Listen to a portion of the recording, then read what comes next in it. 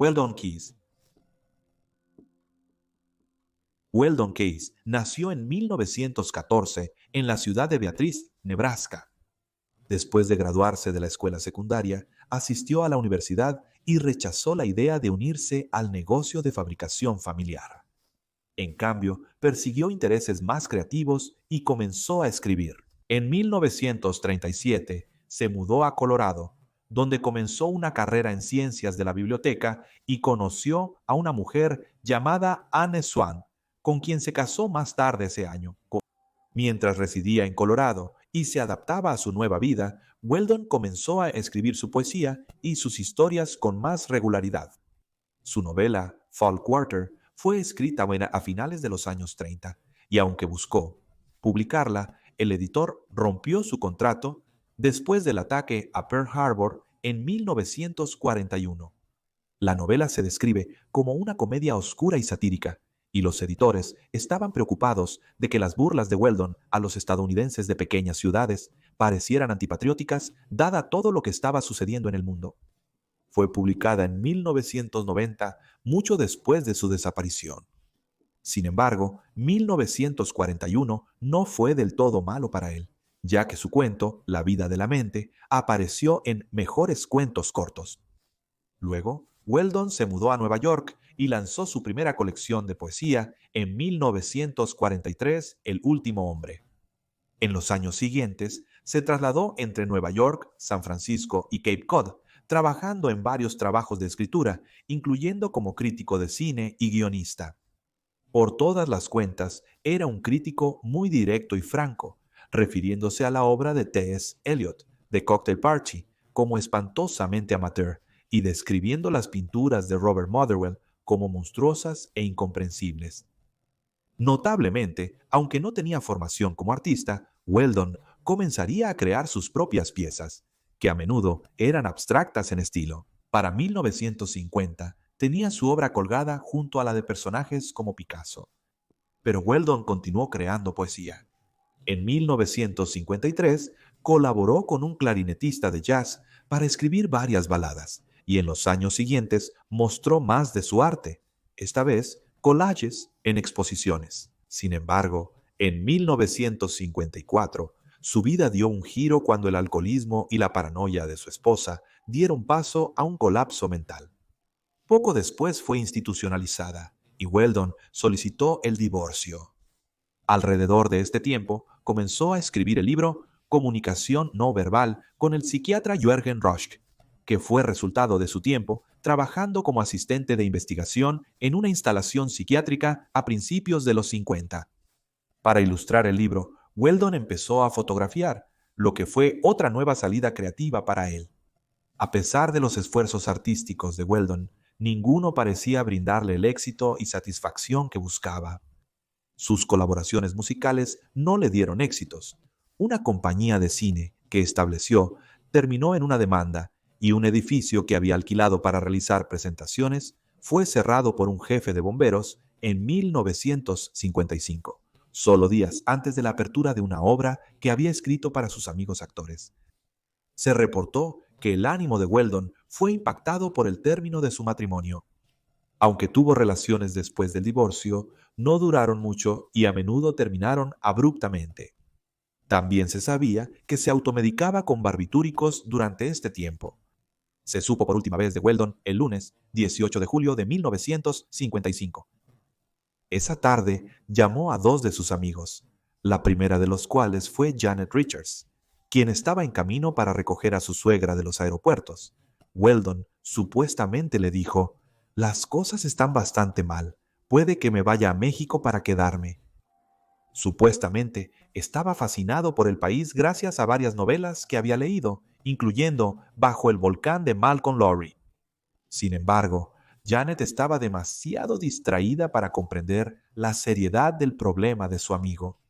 Más tarde reflexionaría: «Me sentí como un asesino». El otro amigo al que Weldon llamó ese día fue Paulina Kael, una escritora y locutora, a quien le preguntó: «¿Qué te mantiene en marcha?». Al día siguiente, un patrullero de carreteras descubrió el coche de Weldon en el lado norte del puente Golden Gate. Las llaves aún estaban en el encendido. Dos amigos del escritor visitaron su apartamento y descubrieron que su gato, Lonesome, seguía allí, y había un par de calcetines rojos en el lavabo. Su billetera, reloj, saco de dormir y libreta de ahorros habían desaparecido. No dejó ninguna nota y hasta el día de hoy sigue desaparecido.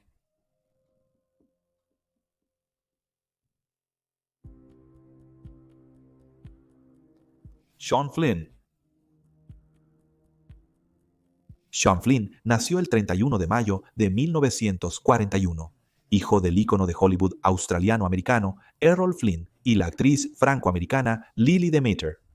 La pareja se había casado 6 años antes, cuando Errol era relativamente desconocido, y se divorciaron en 1942 después de una unión tumultuosa en la que Errol acusó a Lily de ser inestable y violenta. Tras la separación, Sean fue criado mayormente por su madre. Asistió a la escuela en Lawrenceville, Nueva Jersey, y después de su graduación, se inscribió en la Universidad Duke en Durham, Carolina del Norte, pero abandonó para seguir una carrera en la actuación.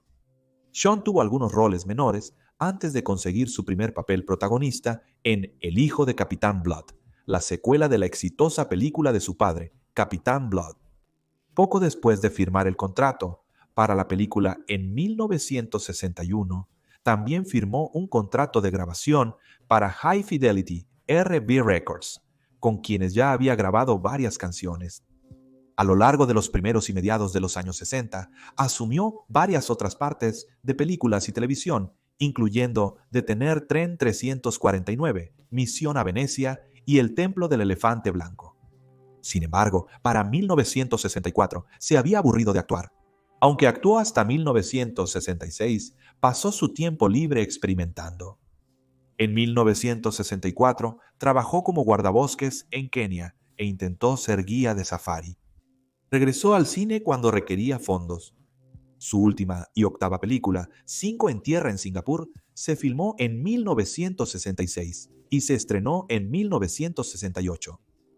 En enero de 1966, unos meses antes del inicio del rodaje de Cinco en Tierra, Sean fue a Vietnam del Sur como fotoperiodista, inicialmente trabajando para la revista Paris Match, luego para Time Life y luego para United Press International. Parecía que esta trayectoria profesional funcionaba bien para Sean. Pronto, sus fotos se publicaban en revistas y periódicos a nivel internacional, y se hizo un nombre como periodista dispuesto a entrar en áreas de alto riesgo e incluso a ponerse en medio del combate para obtener fotos que no solo eran buenas, sino que mostraban las brutales y trágicas realidades de lo que estaba sucediendo alrededor del mundo. 4 meses después de llegar a Vietnam del Sur, en abril de 1966, Sean y su patrulla, compuesta por varios boinas verdes estadounidenses y mercenarios Nung, fueron emboscados por el Vietcong. De repente, con un fusil de asalto en mano, fue lanzado al combate, forzado a abrirse paso junto a los otros hombres. Escapó del conflicto con solo una lesión en la rodilla y luego reflexionó, declarando que pensó que todos estaban engrasados. Según informes, ese mismo año salvó a un grupo de soldados de un desastre al identificar una mina mientras les tomaba fotografías, permitiéndoles evitar bajas. En 1967, Sean se dirigió a Jordania para cubrir la guerra árabe-israelí. Regresó a Vietnam a finales de 1968, después de la ofensiva del Tet, y mientras trabajaba como camarógrafo para Columbia Broadcasting System News, resultó herido durante un enfrentamiento entre las fuerzas estadounidenses y norvietnamitas. Viajó a Camboya en 1970 tras saber que los norvietnamitas habían avanzado en el país. Sean fue visto por última vez el 6 de abril, 1970, a los 28 años de edad. Él y su compañero fotoperiodista Dana Stone decidieron viajar desde Phnom Penh hasta una conferencia de prensa en Saigón en sus motocicletas, mientras que la mayoría de sus colegas reporteros optaron por viajar en limusina. Steve Bell, el último reportero que los vio vivos, le dijo al Independiente: "Luego volvimos a Phnom Penh, pero ellos quisieron continuar. Escucharon que había un puesto de control manejado por el Vietcong. Pensé que podrías ver al Vietcong allí". Steve les tomó una foto justo antes de su último viaje. Volvimos a Phnom Penh y nadie los volvió a ver jamás. Probablemente fueron de los primeros en desaparecer. No había llegado al punto en que supiéramos cuán peligroso era. Sean y Dana estaban ansiosos por entrevistar a las tropas, sin intimidarse por la posible violencia a la que se enfrentarían. Para junio, alrededor de 25 periodistas habían sido capturados en Camboya, con 4 que habían sido detenidos el mismo día que Sean y Dana desaparecieron. 3 de los periodistas regresaron a sus países, pero algunos fueron asesinados y muchos siguen desaparecidos. Ni Sean ni Dana han sido vistos de nuevo y sus cuerpos nunca han sido recuperados. En los años siguientes, hubo muchos rumores y teorías sobre su desaparición. Informes de fuentes indígenas afirman que los dos fueron asesinados en 1971 en Camboya. Otros, incluyendo un mensaje de radio interceptado del Vietcong, sugerían que ambos seguían con vida. Algunos informes señalaron que había rumores entre pequeñas aldeas camboyanas de que se estaba reteniendo a una estrella de cine. Después de la desaparición de Sean, su madre Lily gastó mucho dinero tratando de encontrarlo. Sin embargo, nunca pudo encontrarlo y fue declarado legalmente muerto en 1984. Murió 10 años después, sin saber aún qué había sido de su hijo. En 2010 surgieron informes que indicaban que se habían descubierto los restos de Sean, aunque aún esperaban pruebas de ácido desoxirribonucleico. El cuerpo había sido encontrado por 2 cazadores de huesos aficionados, que, en un movimiento controvertido, intentaron luego vender la historia de su descubrimiento al mejor postor. Periodistas, incluyendo a Tim Page, un colega de Dana, y Sean, que había buscado respuestas por sí mismo, criticaron la excavación de los restos, señalando que se había llevado a cabo de manera poco profesional y que podría haber perturbado una gran tumba que contenía los restos de otros periodistas desaparecidos. Tim declaró que había excavado el mismo sitio en 2009 y había encontrado fragmentos de huesos y dientes que se entregaron para su análisis. Se informó que los restos encontrados por los cazadores de huesos fueron localizados después de que un hombre local afirmó que había presenciado la ejecución de un extranjero alto y rubio que había sido obligado a cavar su propia tumba antes de ser golpeado hasta la muerte. Sin embargo, en junio, las pruebas revelaron que los restos esqueléticos no eran de Sean. Ni Sean ni Dana han sido encontrados nunca.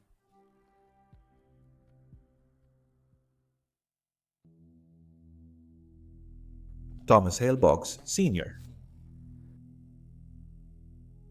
Thomas Hale Box, Sr. nació el 15 de febrero de 1914 en Long Beach, Mississippi. Después de graduarse de la escuela secundaria, asistió a la Universidad de Tulane, donde obtuvo un título en periodismo y más tarde un título en derecho. Sin embargo, aunque ejerció la abogacía por un corto tiempo, pronto inició una carrera en la política. En 1941 fue elegido para la Cámara de Representantes. Con 26 años era el miembro más joven del Congreso. No obstante, en los años posteriores perdió su reelección y luego sirvió en la Marina de los Estados Unidos, unidos durante la Segunda Guerra Mundial. Después de que terminó la guerra, regresó a la política y volvió al Congreso. Durante las próximas décadas sería reelegido 13 veces. Aunque popular entre los votantes, Thomas no estuvo exento de controversias.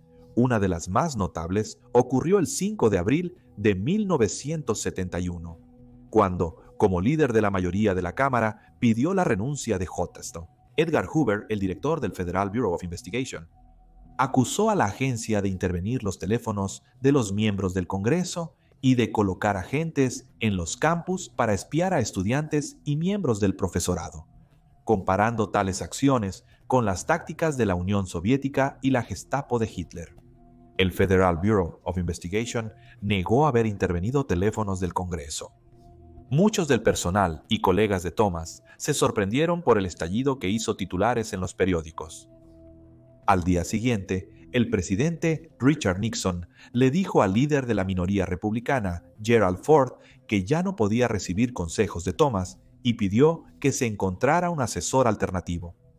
Se informó que Ford especuló que el líder de la mayoría había estado bebiendo demasiado o tomando algún tipo de droga que lo estaba haciendo estallar en angustia. El 16 de octubre de 1972, Thomas abordó un avión con el representante Nick Begich de Alaska, por quien estaba haciendo campaña como parte de su papel como líder de la mayoría de la Cámara. La pareja, junto con el asistente de Nick, Russell Brown, y el piloto Don Jones, volaban a un evento de recaudación de fondos para Nick en Alaska. El avión despegó a las 9 de la mañana, pero nunca llegó. La búsqueda subsiguiente del avión involucró al Federal Bureau of Investigation, la Guardia Costera y la Patrulla Aérea Civil, así como a cientos de voluntarios civiles. A pesar de peinar la naturaleza salvaje en busca de rastros del supuesto naufragio, no se halló nada. A pesar de la situación sombría, los seres queridos de los desaparecidos esperaban una señal de socorro que nunca llegó. Este incidente llevó a la exigencia de 1973 de que todas las aeronaves tengan transmisores locales de emergencia que indiquen la posición. La Junta Nacional de Seguridad en el Transporte, en su informe, observó que el transmisor de emergencia portátil del piloto se había dejado en otro avión. Tras 39 días, el 24 de noviembre se canceló la búsqueda. Ninguna de las 4 personas a bordo del avión ha sido encontrada, tampoco el avión en sí. Es notable que las condiciones climáticas en Alaska pueden cambiar rápidamente, lo que llevó a mucha especulación de que aunque la mañana parecía despejada, el mal tiempo finalmente llevó a la desaparición del avión y de todos los que estaban a bordo.